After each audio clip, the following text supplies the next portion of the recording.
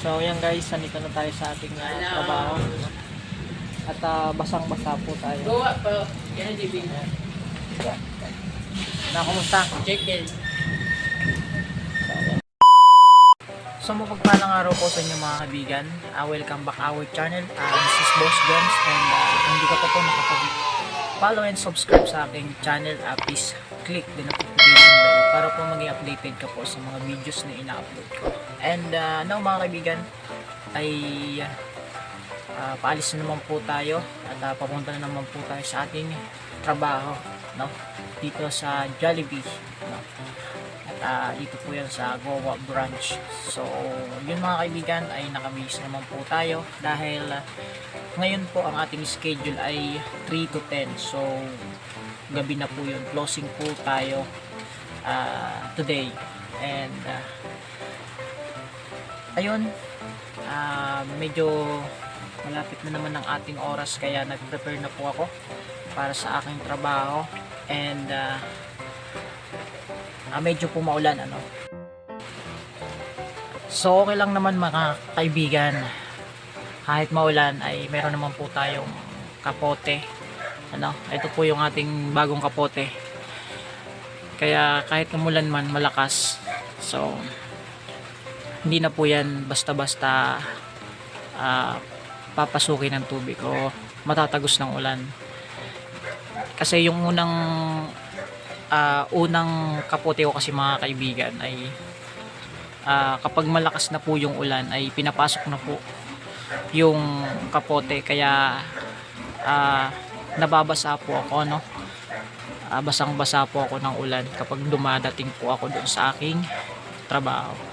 So ngayon ay medyo maulan at syempre yung ating motor na palaging kasama sa ating trabaho,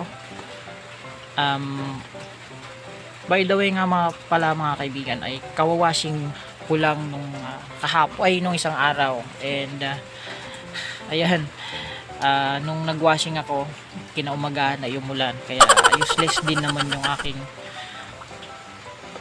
paglilinis sa aking motor, no? Kasi dito talaga sa atin ay palaging maulan. So kaya kailangan nating mag-iingat at magdadala ng raincoat. Huwag nating kakalimutan kasi minsan maganda yung panahon at minsan ay biglang bumabagsak yung ulan, lalo kung nasa gitna tayo ng daan o biyahe na hindi tayo nakapag suot ng raincoat, ano. Gaya kahapon mga kaibigan, no, pag alis ko dito ay hindi po ako nagsuot ng raincoat ko. Pagdating ko doon sa sentro, no, ay basang basa po ako kasi bigla po tayong binagsakan ng ulan. Pero automatic naman po nagsuot naman po agad ako ng raincoat kahit malapit na po sa aking trabaho, kasi talagang mababasa pa ako noon kapag hindi ako nag raincoat kasi nakamotor lang po tayo. Ayan mga kaibigan, going to work na naman po tayo, no? At kailangan po natin mag adjust ng oras kasi medyo malayo po yung ating bahay papunta doon sa ating trabaho, no?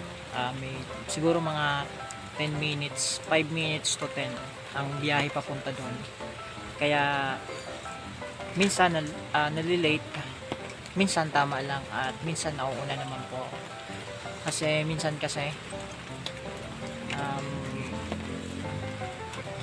may mga ginagawa pa po. So ngayon mga kaibigan, naka-prepare na po tayo, naka-raincoat na kasi maulan. At hindi na rin po ako nagsuot ng sapatos. Doon na po ako magsusuot ng sapatos kasi pinapasok din ng tubig, no. Pero yung sapatos ko po hindi naman po balat.